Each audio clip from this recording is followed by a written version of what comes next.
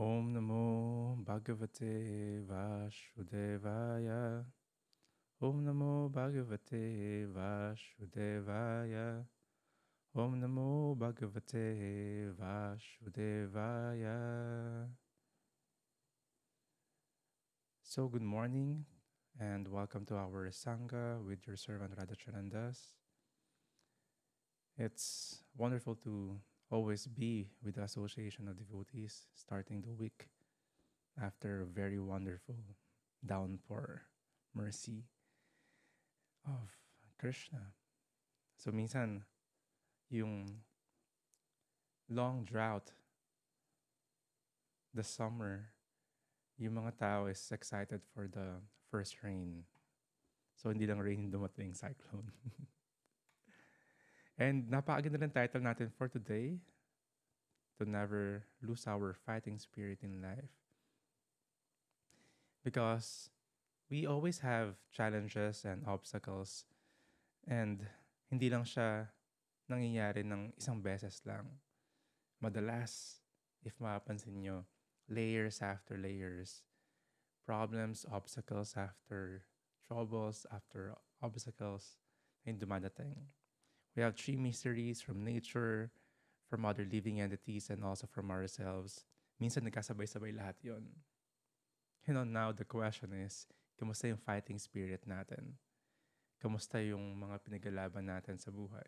Kamusta yung encouragement natin and enthusiasm natin in spiritual life?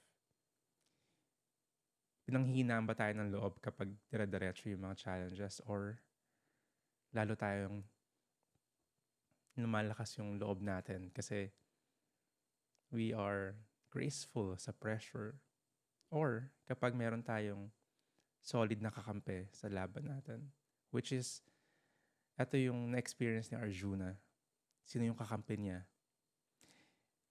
Every time na may nakakausap ako regarding sa mga life challenges, ganun yung palagi yung naging story. Laging tuloy-tuloy, sunod-sunod. Laging tinatabunan sila ng mga pinagdadaanan nila. Pero it's also a grace and gift ni Krishna kasi kapag ando ka sa stage na yon, sa state na yon, malalaman mo talaga kung sino yung ride or die mo. Malalaman mo kung sino natira. Because yung ibang nakapaligid sa atin, some of them are just waiting for us na magkamali. And malalaman mo pala talaga na ill-wisher sila, hindi sila well-wisher. So let's start our Bhagavad Gita study, kung nasaan si Arjuna is nasa harap na siya ng mga kalaban nila sa battlefield. Kasama niya si Krishna.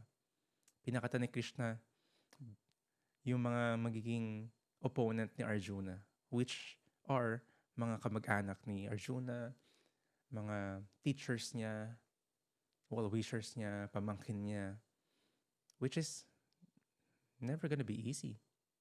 Mga kalaban mo yun sa battle.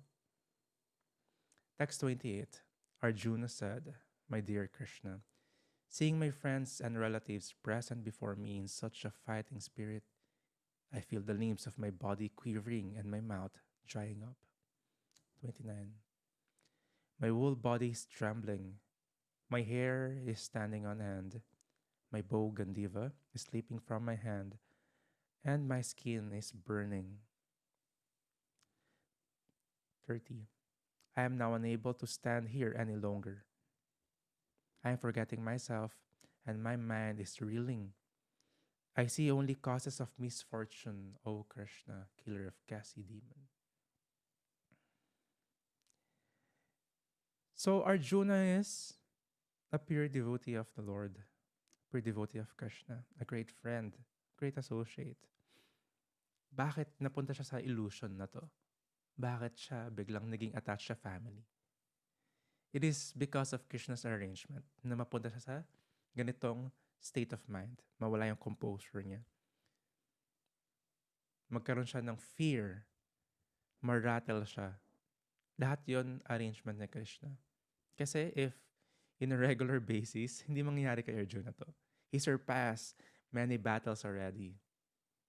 Even yung mga temptations and great warriors, even demigods, nakalaban na niya. which nanalo siya doon. Pero lahat lang to nag-build up, nag-set ng scene si Krishna para ma-arrange yung situation na to. Sa gitna ng battlefield, everyone is waiting to start the war. Mag-uusap si Arjuna sa si Krishna. Ginawa ni Krishna to, bakit? To teach his great devotee Arjuna about the wisdom of the Bhagavad Gita. Bakit sa war? Bakit mga soldiers? Bakit mga prince and kings? Kasi sila yung nasa extreme condition na meron silang material na opulence, power, fame, beauty, influence. And sila is also subjected to illusion. Also subjected na magkamali. Also subjected na magkaroon ng ganito mga problema. Mga kamag-anak yung magiging kaaway nila. Very challenging situation to. So all throughout, or we could say, all dynamic ng buhay, different classes of people, different status, makaka-relate kay Arjuna.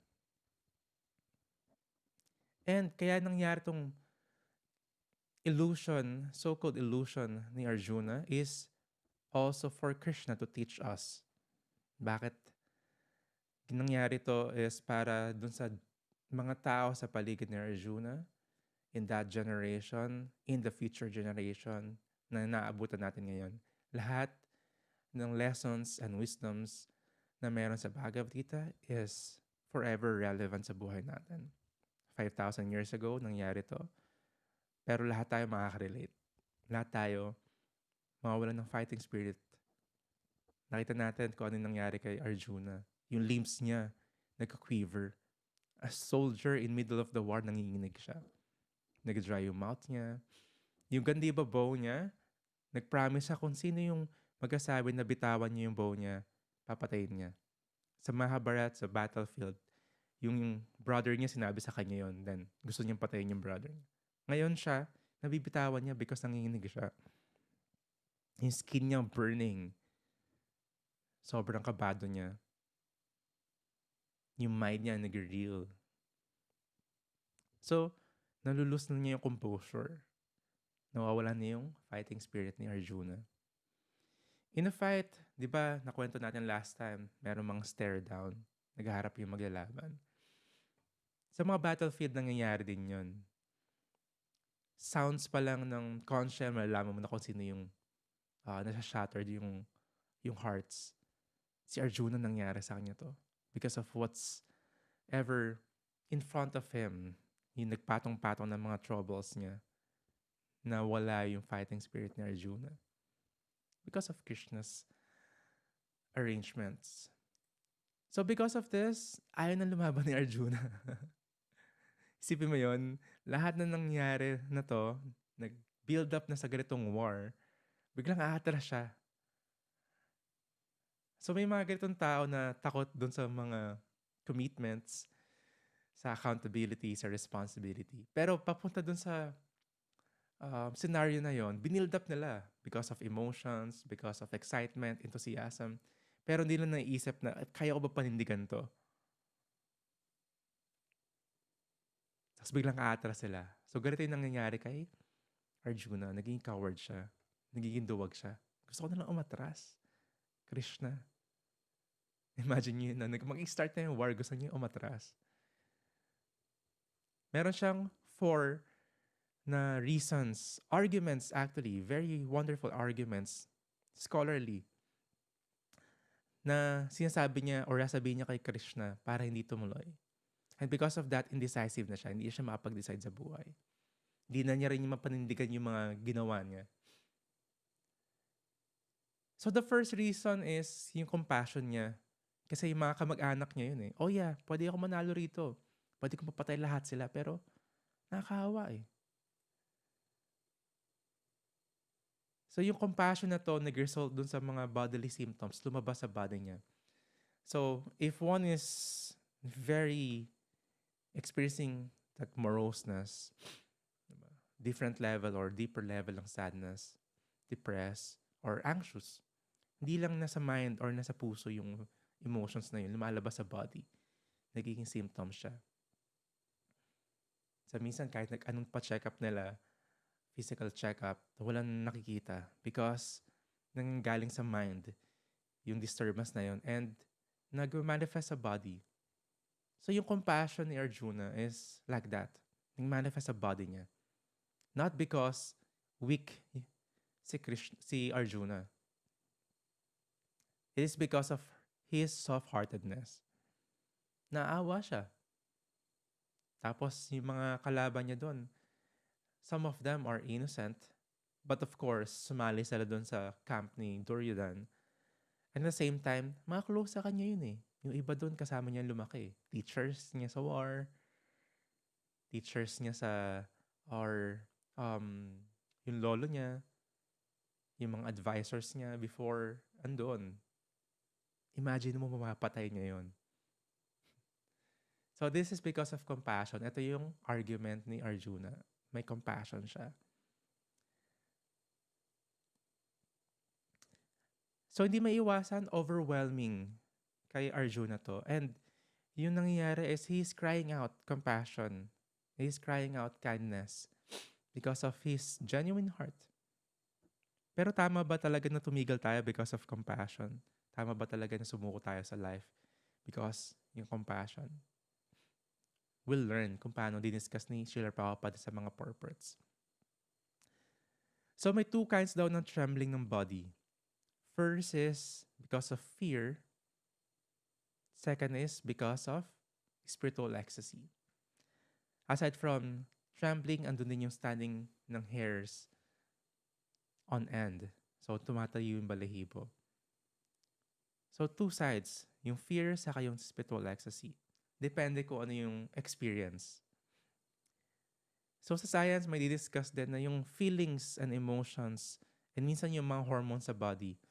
Kapag malungkot yung isang tao, broken-hearted siya, is also the same na na-experience niya kapag kinikilig or na-in-love siya.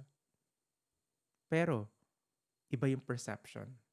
Pero ay nangyayari sa katawan, same lang. Kaya ngayon iba addict maging heartbroken. Sad boy or sad girl, di ba? Kasi feeling nila medyo may same or similarity dun sa falling in love. Maybe they don't know yung technicalities. But yung nangyayari sa katawan, yung emotions, yung nafe-feel nila is the same. Minsan drive nila yon para maging artistic. Minsan drive nila yon para maging inspired to write something. Pag broken-hearted sila or pag in love sila. Pag regular or normal days, walang nangyayari. Yung mga artists, of course, marirelate dito. So because of what's happening, nakalimutan ni Arjuna kung sino talaga siya. So yung mga tao, because of problems, challenges, makakalimutan talaga ng tao na kung sino talaga siya. Kung ano yung capabilities talaga niya. Kung ano yung endeavors na ginawa niya para mapunta sa sitwasyon na yon. Na kaya niya bitawan lahat because of overwhelming na mga challenges. Nakalimutan mo na yung sarili mo. Another is, nangyayari kay Arjuna because of Krishna's illusion is nagiging attached na siya dun sa so-called family members, sa so-called relatives, sa so-called friends, sa so-called society. Marami mga residents ng iba't ibang lugar na ang purpose in life nila is nationalism. Pinagkalaban nila yung country na meron sila. Dito ako pinanganak. Dito ako mamamatay. Paglalaban ko to. Kahit torture sila, kahit mag-isa lang sila. Pinagkalaban nila yung flag nila. Pinagkalaban nila yung pangalan ng country nila. Pag dishonor to, kaya nilang pumatay. Others are really amused or amazed by this nationalism. But if one is sober and intelligent, makikita natin na this is just like fanaticism ng isang grupo, ng isang family, ng isang bansa.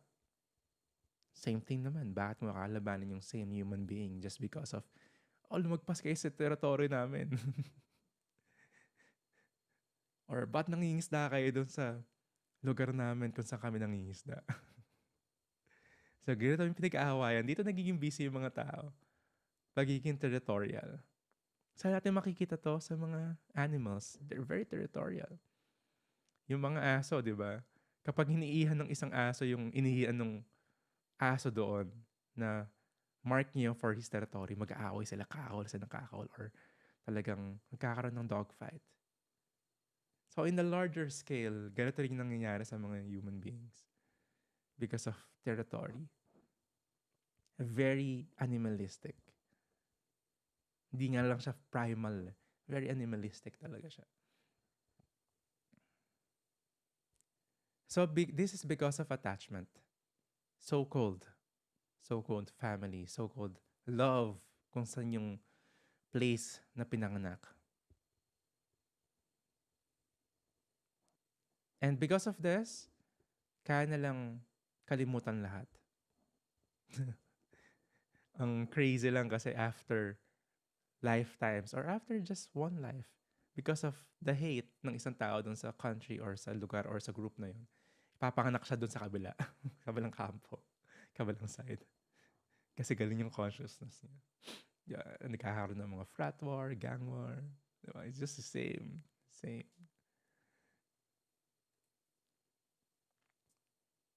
So yung attachment na nangyari kay Arjuna is material reasons. And nagkakaroon siya ng bewilderment, fear. And ito yung matinding nangyari, yung mental equilibrium niya naging out of balance. Hindi na niya alam yung dapat niyang gawin. Pero, ito yung fortune ni Arjuna. Nung nangyari sa kanya yon, kasama and katabi niya si Krishna. So if we have someone na maaasahan natin kapag nagkakaroon tayo ng mga ganitong challenges, kapag meron tayong tao na pinagkakatiwalaan na pwede natin lapitan, and alam natin matutulungan tayo, we are very fortunate.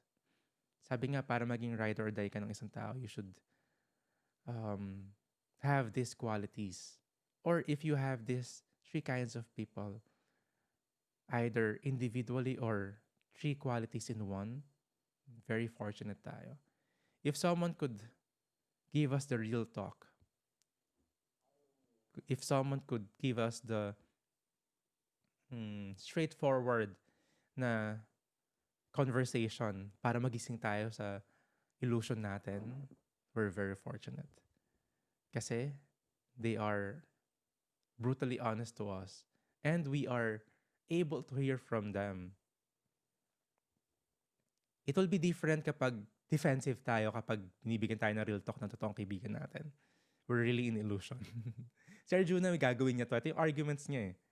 Diba? Si Krishna, binibigyan pa ng jokingly or humorous conversation si Arjuna kasi di pa siya ready para dun sa totoong real talk, sa spiritual real talk ni Krishna. So if kaya natin mag-receive nun and meron tayong tao na nagbibigay sa atin nun, we win in life. Second is meron tayong tao na very encouraging.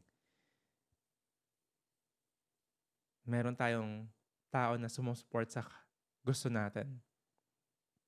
And papalakpak talaga sila kahit anong mangyari sa mga even small wins natin. If may ganun tayong tao sa paligid natin, we're very fortunate. And third is, if may tao sa paligid natin na sobrang concern, not just in our material life, but also in our spiritual life, then again, we win. We will win whatever war na meron tayo, whatever battle. Either individually or may isang tao lang na may ganong qualities. You'll know that meron kang ride or die. And of course, responsibility natin maging ganun din sa ibang tao. You cannot do that to everyone. Mahirap yon, imposible yon. We're not just people pleasers or hindi tayo politiko. na puro promise lang. Okay. Kailangan genuine natin gawin. And hindi siya madali kasi it will take a lot of time and effort. Pero if you have that in your life, hindi ka na matatalo. Si Arjuna, sino yung ganun niya? Yung ganung personality niya? Si Krishna. We all actually have this fortune na maging ride or die ni Krishna. Bibigyan niya sa'yo yung real talk. Basahin mo yung Bhagavad Gita. Kahit si Prabhupada, i-real talk ka. Yung mga words pa na ginagamit niya, tatago talaga sa puso mo. Gigisingin ka talaga. Which is kailangan natin. If we're in illusion, kailangan natin nung ginugulat tayo. Kailangan ng medyo harsh or tough love. If we use our compassion in the wrong way, ipapahamak tayo nito. Tayo yung ma-sacrifice. Tayo yung ma-abuse. Ito yung pwedeng mangyari kay Arjuna if tutuloy niya yung plano niya na umatras sa war. If gagawin niya rin yon, he will condone yung bad behavior ng mga tao sa side ni Duryodhana. Or parang kinonsinti niya kasi nayaan lang niya eh. Mali yung ginagawa. Okay, dahil kamag-anak ko kayo, dito na lang ako. Kinakonsinte na lang. Which is very degrading in both sides. Sa kanya and dun sa tao na yon. Kasi hayaan mo siya mag-self-destruct. Minsan kailangan gamitan ng tough love. Yung parents, alam nila to. Minsan kailangan gamitan ng tough love. Yung anak, kailangan gamitin ng magulang yon. Kasi otherwise, hindi magkakaroon ng discipline. Hindi magkakaroon ng change of behavior yung anak. So, ganito yung sitwasyon sa mga Kauravas. Kailangan gamitan ng tough love. Krishna hindi sinasabing tanggalin mo yung love na yon, yung compassion mo. Pero kailangan mo gamitin ng tama. Otherwise, mas mapapahamak sila. Materially and even karmically. Tapusan na yung karma nila ngayon para next life nila may mas pag-asa pa sila. Kasi na-receive na nila yung reactions ngayon pa lang, this lifetime pa lang. So, hindi tayo pwedeng maging enabler nga ng mga ganong bad behavior. If we have to stand firm, we have to stand firm. If ever na ma-overwhelm tayo ng false ego and emotions, nangyayari yung composure natin mararattle. Kaya nga we're always praying na yung mga tao sa paligid natin, yung mga loved ones natin, if there will be challenges sa buhay nila, na ma-face nila yon gracefully. Ang hirap kaya kapag in the future, malalam yung mga naging problema mo, tapos makikringe ka kasi hindi mo inarap ng maayos. Nalus mo yung composure kung paano ayusin yun. Parang, ew. Ganito ko yung ginawa. Overwhelm ako ng emotions. So if we have composed na mga tao sa paligid natin, nakakahawa yun. Mas magiging composed din tayo. And it defines a man. It defines a well etiquette na man. Kasi alam niya yung kailangan niyang gawin through ups and downs. So wrong use of compassion, meaning hindi mo rin kailangan maging fanatic sa peace or non-violence. Kailangan gamitan ng intelligence kapag kailangan gawin yung violence, just like Arjuna. Hindi mo kailangan umatras lang for the sake na non-violence yung gusto mong i-promote. If you have to defend yourself because may mga intruder, mayroong mga aggressor, kailangan mo i-defend. Much more nga kapag alam mo kung paano i-defend yung sarili mo, mas peaceful kayo. Mas alam mo kung paano de-escalate yung situations.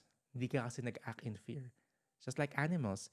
Yung mga tao na, yung mga aso na in fear, in anxiety, sila yung mas nag-a-attack. Kasi defensive lang yung meron sila. Defensive mentality lang. Pero yung aso na, well, alam niya yung kaya niyang gawin. Alam niya yung pwede niyang i-cause ng harm by words, by action. Pero mas tame siya. Mas kaya niya de-escalate. Di ba yung mga nagka-practice ng martial arts, ng self-defense, ng sa gun range, alam nila kung paano gamitin yung violence. Kasi hindi sila fearful.